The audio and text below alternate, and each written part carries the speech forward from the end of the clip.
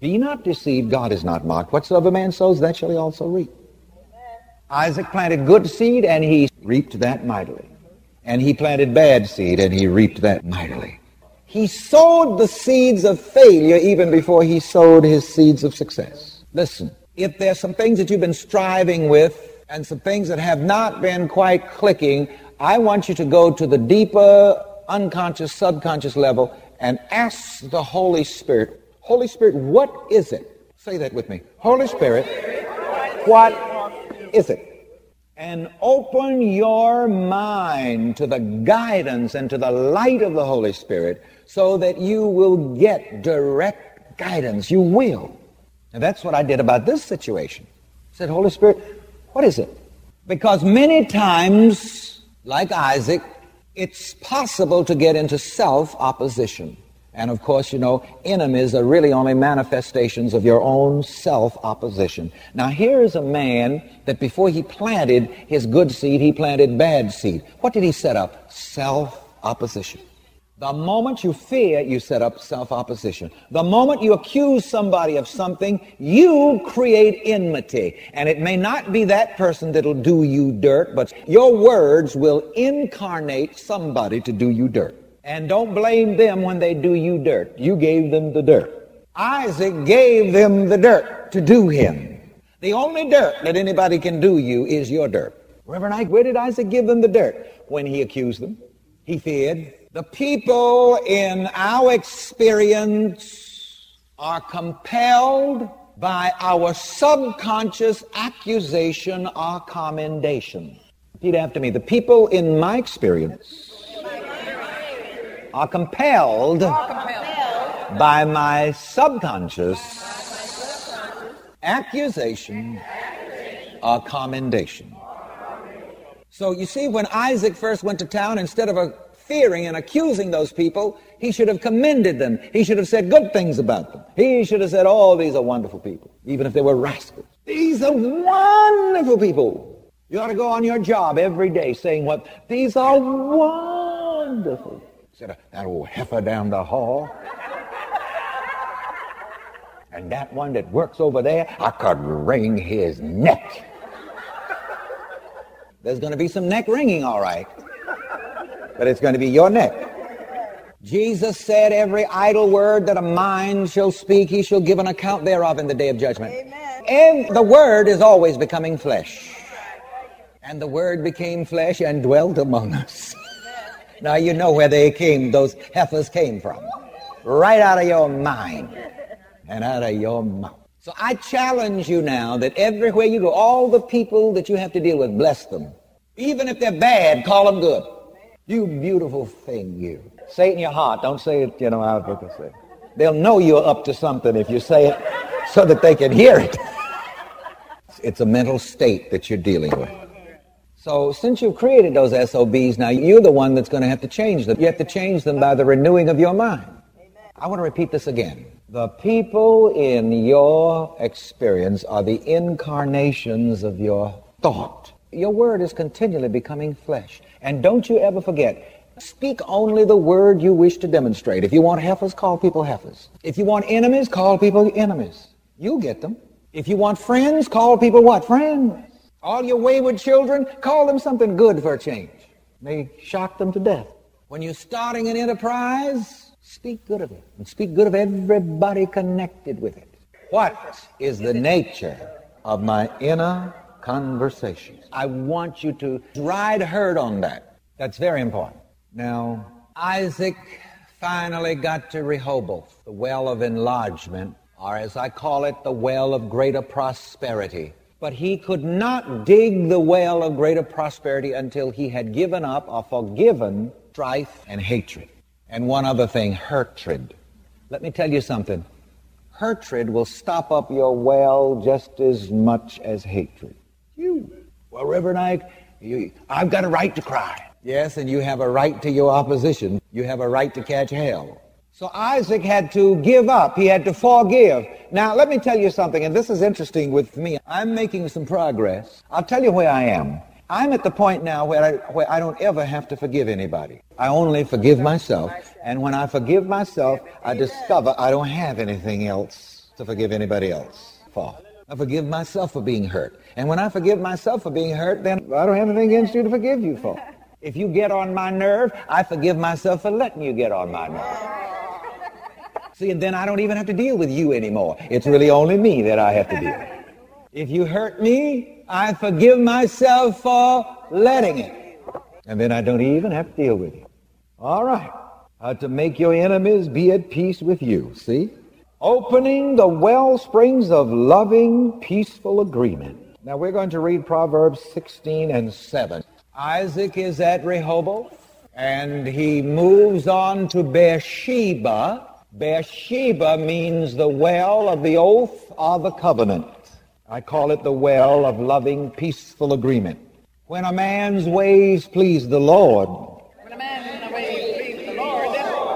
he maketh even his enemies to be at peace with him. Now, in the text, which we may or may not read any or all of tonight, Genesis 26, 23 to 33, Isaac did a couple of things that pleased the Lord after he did a couple of unlawful things at the beginning, fearing and accusing. He gave up strife and contention. He gave up hatred and Hurtred. He forgave. And then he dug the well Rehoboth, the well of greater prosperity. And after that, his enemies came back to him again. You see, here they come again. They came back to him 3 times. But after they came to him twice in strife and in hatred, when they came the 3rd time, they came to make peace. When a man's ways please the Lord, he makes even his enemies to be at peace. So, somewhere between Rehoboth and Beersheba, he looked up the hill and he saw those SOBs, the Philistines, coming again. Oh, God. I thought I had got rid of them. I thought I had seen the last of them, but here they come again, the 3rd time.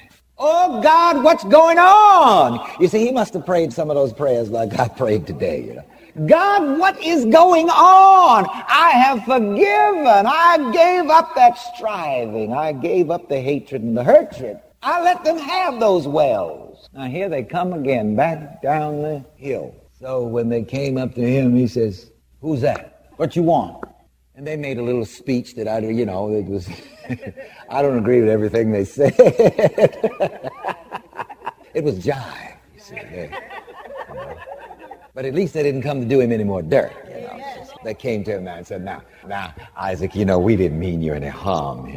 We didn't really mean you any harm. We ran you out of town, but we didn't do you any harm. We chased you down the hill, but we didn't really do you any harm.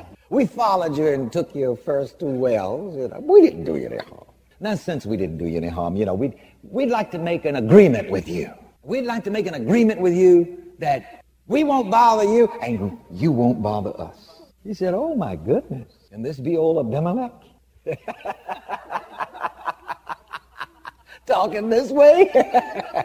He said, well, in that case, come on in. Come on in. He told his servants, go out there in the yard and roast one of those fat pigs. Make up a good meal for these guys and put some mats on the ground. Let them spend the night. And so they feasted. They spent the night, and the next morning they swore to one another. And the Philistines said, I swear I'm not going to do you any dirt. And Isaac said, and I swear I'm not going to do you any dirt. And that was the end of that dirt. And Isaac went on to Beersheba, the well of loving, peaceful agreement. So you see, when you give up the striving, when you give up the hating and the hurting, then your enemies will come to you again, but they'll come in peace and depart for the last time until the next time. Now, in the esoteric commentary, there is a definition for enemies.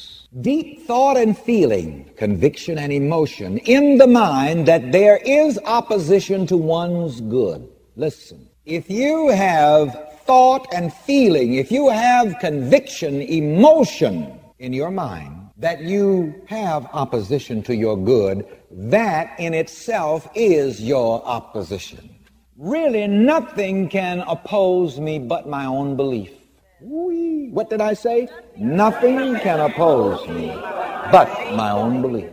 And those beliefs incarnate enemies, thoughts and feelings, wells in the subconscious of self-hate. Now we are going to deal with another term here, self-hate. Now this is an insidious thing. Thoughts and feelings, wells in the subconscious of self-hate, causing one to think and feel that he is hated, rejected, and opposed, which creates and compels the manifestation of the same. Now, if you're always working against yourself, that is evidence of some self-hate somewhere deep, deep, deep in the mind. And it's got to come out. In the valley, low state of mind, of negative thought and feeling about himself, a mind practices self-disentitlement. Underline that, self-disentitlement. You see, it was really Isaac who dispossessed himself from his possessions, from his prosperity. Those seeds of fear and accusation became an act of disentitlement against him, and he lost his good. He was chased down the hill away from his good by his own negative thought and feeling of self-accusation, which caused him to accuse others secretly and inwardly. Listen, even when you read the newspaper, you got to be careful how you pass judgment. Isn't it terrible what they did? Isn't it terrible what he did? Isn't it terrible what she did? I am not called upon to do that. This is why the Master Jesus gave us some advice that isn't taken seriously enough. Judge not, that you be not judged. For with the same judgment that you judge, you shall be judged. For example, if you condemn Marcos, you're going to share his punishment. I want to say this again, because here is the area where many times people unconsciously condemn themselves. Now let me say this. It may be absolute fact that a person has done something wrong and evil. It may be absolutely, positively a fact. But get out of the habit of jumping into what other people did. It's about all you can do to keep yourself straight. What do you think about this? What do you think about that? So get off of the judgment seat. It doesn't mean you have to agree with evil that people did. Just stay away from it. It has been very wisely said, and it's an esoteric statement, we hate in others what we despise in ourselves. And I tell you quite often about the old preacher who told me when I first came to New York, "Hey, son, you want to know what's eating a preacher? What he's into. You listen to the pet sins that he likes to preach against."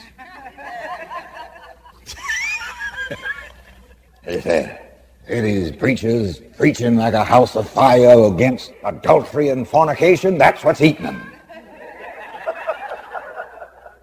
So just watch the pet sins. And I heard a group of preachers on a religious program, I won't call the name, Sister Mary's favorite religious talk show.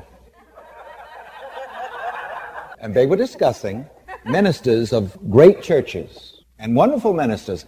And they said, they were discussing and agreed that if they go in their pulpits on a Sunday and preach against some particular sin, they say they always meet a challenge in that area that week. Because here again, you see that's coming out of the subconscious. You know why sometimes preachers preach against certain pet sins? Because subconsciously it's challenging them. It's like the young preacher that got to his new church and he's preaching his sermon on the first Sunday that he was there, and he wanted to impress the congregation with his righteousness. So he said, "And all of you around here committing adultery and fornication, may your tongue stick to the roof of your mouth."